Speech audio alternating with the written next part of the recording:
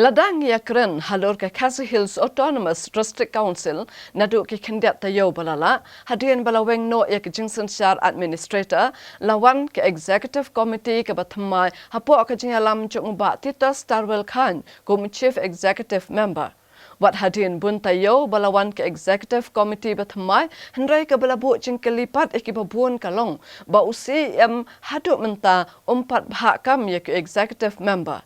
Tungin yakmi yaki daw jong kene ke jingslam ban batekam.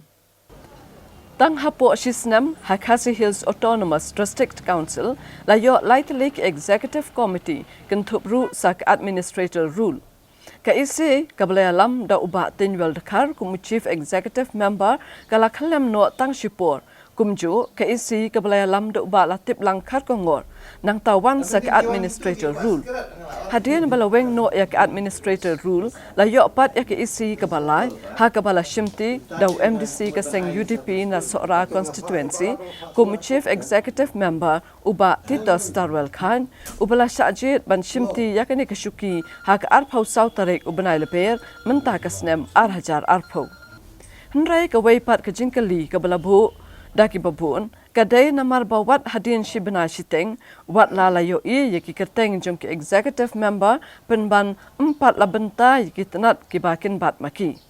UPCN hakani katayo ulayo ban kili benya na chief executive member yakadaw jong kani kadai ka jing shisha ba hadu mentang 4 ya sam kini ki bentai ki kam ki baki em jong ikin bat kawai kadaw kalong ba hakapor ka bangi don ya gani ka jingjit UCM hadin tang sisi ka wanno ka lockdown bat hadin ba ngilap ha pat ya ka list jong ki em ka simpor kumbaan lai tayo ngam dakan mau ka tarik nama apa kalong hau bana April te hadin jong ka bala approve pat ya ki em ngim shimyo alat nama ka don ka curfew kadang ka jing perking na kaliang jong ka district administration ba ngin wan sa office namal ka office ngidang peli dang menta ka tayo ka siningkong te kamut dang menta dang sitayo ngidang peli ka office te kawai kalong ba na kaliang ka jong ahi nga kwa ban sim ya ka jing selok na pedeng jonga bat u PP leader jong ka NPP bat kat tu kat ningut ki leader jong kini ki parti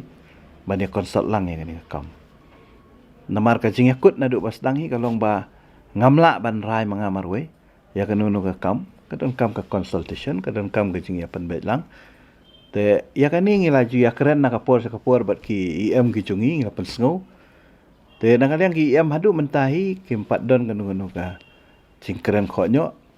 ten regi la Andre ki ong bangin ailat baik ya ka leadership bahkan sarai kapur kapobiang